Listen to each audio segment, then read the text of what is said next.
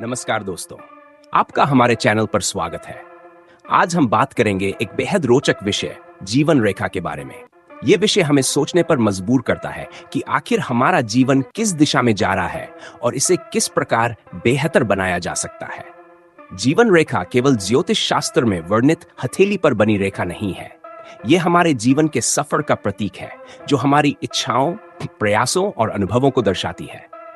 हर व्यक्ति की जीवन रेखा अलग होती है, क्योंकि हर किसी की यात्रा, संघर्ष और मंजिलें अलग अलग होती हैं। अगर हम ज्योतिष की दृष्टि से देखें तो जीवन रेखा हमारे स्वास्थ्य, जीवन काल और ऊर्जा के स्तर का संकेत देती है। यह रेखा हथेली पर अंगूठे के पास से शुरू होकर कलाई की ओर जाती है। इसके आकार, लंबाई और गहराई को देखकर ज्योतिषी यह अनुमान लगाने की कोशिश करते हैं कि किसी व्यक्ति का जीवन कैसा रहेगा। लेकिन क्या यह केवल हाथ की रेखाओं तक सीमित है? नहीं। वास्तविक जीवन में जीवन रेखा वह होती है जिसे हम खुद अपने हाथों से लिखते हैं।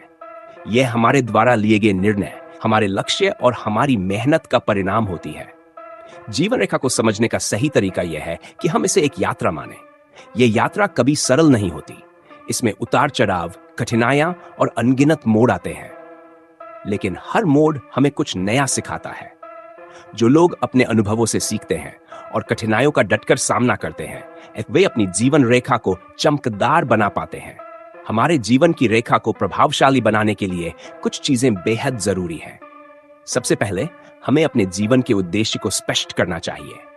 जब हम जानते हैं कि हमें क्या चाहिए और हम कहां जाना चाहते हैं, तो जीवन रेखा स्वतः ही सटीक दिशा में बढ़ती है। दूसरा, आत्मविश्वास और सकारात्मक सोच हमें हर मुश्किल से लड़ने की शक्ति देते हैं। जीवन रेखा का एक और महत्वपूर्ण पहलू यह है कि यह हमें वर्तमान में जीने की प्रेरणा देती है। भविष्य की चिंता और अतीत के पछतावे में उलझने के बजाय हमें आज को बेहतर बनाने की कोशिश करनी चाहिए।